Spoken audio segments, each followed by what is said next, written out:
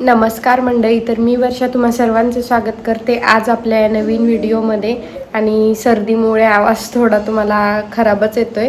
मागच्या 2-3 व्हिडिओपासून असंच आहे, पण आता तो कधी ठीक होईल मला तर माहीत नाही.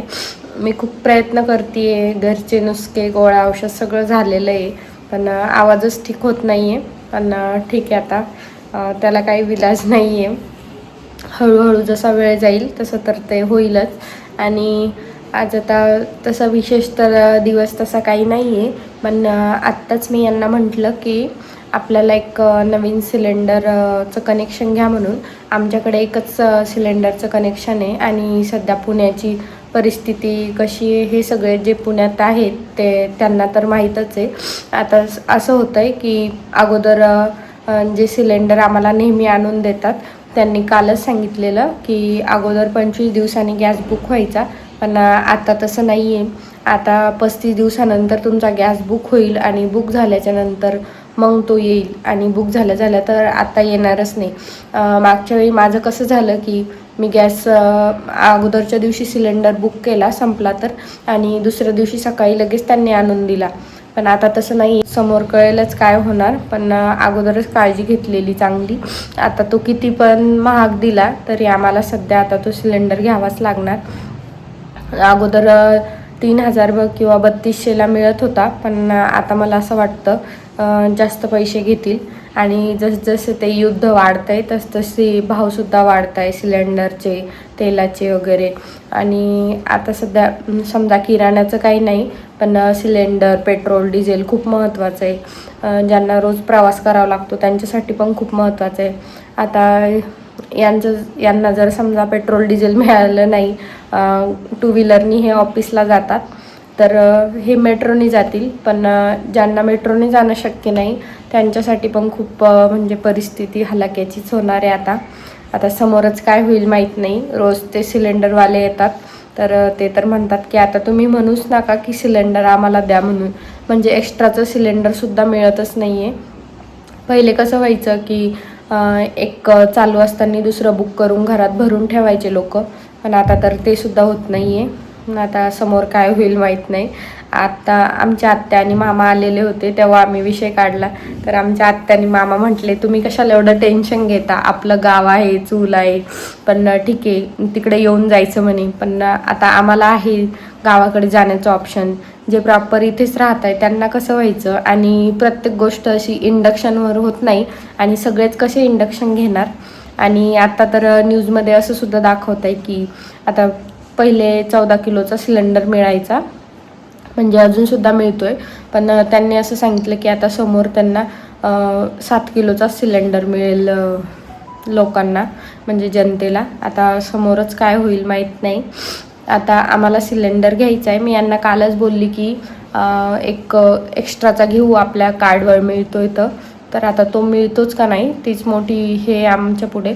आणि पहिला सिलेंडर पण 1 महिना होऊन गेला आहे त्याला, म्हणजे तो परत 1 महिना होईपर्यंत जर मिळाला तर मग ठीक आहे, जर नाही मिळाला तर मग अवघड आहे आमचं. एकतर दुसरी इंडक्शन घ्यावं लागेल, नाहीतर मग दुसरं काहीतरी ऑप्शन शोधावं लागेल. तर आता सध्या अशी परिस्थिती सुरू आहे. मला वाटतं पुण्यातच नाही, सगळीकडे ते सुरू आहे इंडियामध्ये. आणि त्या युद्धाचा परिणाम खूप देशावर, जगावर सुद्धा पडतो आहे, तर ते पण खूप डेंजर आहे. तर चला, आज तर तसं काही केलं नाही. सकाळपासून रोजचीच कामं होती. मी म्हटलं चला आता रोजच तेच काय दाखवणार, तर आरामच केला मी. आणि आता दुपार झाली आहे, सानवीसुद्धा झोपली होती. म्हटलं चला थोडं तुमच्यासोबत बोलूया, ती झोपलेली आहे तर. नाहीतर आज तिने खूप धिंगामस्ती केली, खूप धिंगामस्ती. ऐकतच नव्हती, आणि झोपायचं तर नावच नसतं घ्यायचं, अजिबात नाही, ऐकतच नाही. सकाळपासून घागरा घालून बसलेली होती. आता एवढे गरमीचे दिवस वाढलेत, आणि अगोदर आता मला इथे राहायला यायला पुण्यामध्ये शिफ्ट व्हायला 5 वर्ष झालीत. अगोदरचं वातावरण थोडं उन्हाळ्याचं वेगळं होतं, आणि आता खूप वेगळं झालं आहे. आता पुण्यामध्ये पण एवढं तापायला लागलं ना, अगोदर 1-2 वर्ष असं जाणवलं नाही की तापतंय म्हणून, पण यावर्षी अक्षरशः आता खिडकी जर उघडी ठेवली, आता आम्ही फर्स्ट फ्लोअरला राहतो, म्हणजे एवढं काही वाटायला नाही पाहिजे गरमी, पण खिडकी जर उघडी ठेवली तर एकदम उन्हाच्या असं झळाया वाफा येत आहे. तर यावर्षी तर ऊन खूपच अजून तापणार आहे. आता सध्या तरी मार्च एंडिंगच आहे आणि अजून एप्रिल आणि मेमध्ये तर बस बघायचंच काम नाही आहे. आणि इकडेच एवढं ऊन आहे, तर आमच्या गावाकडे तर आत्या आणि मामा, माझे आई बाबा सगळे सांगत होते म्हणजे खूप ऊन तापतंय, लहान मुलं बिमार पडताय. आता सानवीसुद्धा बिमार पडून गेली. तसं म्हणायला गेलं तर बाहेर तर जाणंच नसतं आमचं. शनिवार रविवार जरी आम्ही गेलो तर जास्त उन्हाचं जात नाही, किंवा गेलो जरी कव्हर करून घेते स्कार्फने आणि त्याने. ऊन लागायचं असं मी शक्यतो होऊच देत नाही. पण शेवटी ती बिमार पडलीच आणि लहान मुलांना लगेच होतं. तर ऊन पण खूप आहे आणि ह्या उन्हामुळे ना बाहेरच निघू वाटत नाही. म्हणजे खिडकीतून पण अशा उन्हाच्या वाफा येत आहे, तर असं वाटतं की घरातच राहावं, हे उन्हाचं बाहेरच जाऊ नये. आणि आता तर माझ्या पुढे खूप मोठं टेन्शन आहे. आता एप्रिल महिन्यापासून सानवीची शाळा सुरू होईल 1 महिना, आणि ते सकाळी 8च्या नंतरसुद्धा खूप ऊन व्हायला लागतं आता. आणि तिची स्कूल राहील 10:30 ते 1:30, म्हणजे 10:30ला सोडवायला जायचं आणि 1:30 वाजेला घेऊन यायचं. आता 1:30 वाजेला एकदम कडाक्याचं ऊन राहतं. आता तो एप्रिल महिना खूप जड जाणार आहे आम्हाला. म्हणजे त्या उन्हात जाणं, असं दिवसभर जर उन्हात काम केलं, आता शेतकरी लोक करतात तर त्याला काही वाटत नाही. पण आपण जर एकदम असं घरातून सावलीतून निघून एकदम उन्हात गेलो 10-15 मिनटासाठी का अर्ध्या तासासाठी, मग ते आपल्यासाठी थोडं घातक राहतं. तर असं आहे. आता बघू समोर काय होतं. तर आता माझ्या पुढे मोठा प्रश्न तोच आहे की सिलेंडर मिळालं पाहिजे. आता बघू हे कधी करतात. तर यांचं तर असं असतं की होईल, करू करू करू, पण त्याला आता खूप वेळ लागतो आहे. कालच ते दादा बोलले सिलेंडरवाले की आता 35 दिवसाशिवाय तुमचा गॅस बुक होणार नाही. पहिला गॅस मिळाला त्यानंतर 35 दिवस होऊ द्यायचे, त्यानंतर गॅस बुक होईल आणि मग तुम्हाला मिळेल ते बुकिंग झाल्यानंतर. आता परत ते किती दिवसांनी मिळेल आता हे नाही माहिती. तर खूपच आता बघू आता काय होतं. आता सिटीतल्या लोकांसाठी आहे अवघड, पण खेड्यातल्या लोकांसाठी काय अवघड नाही.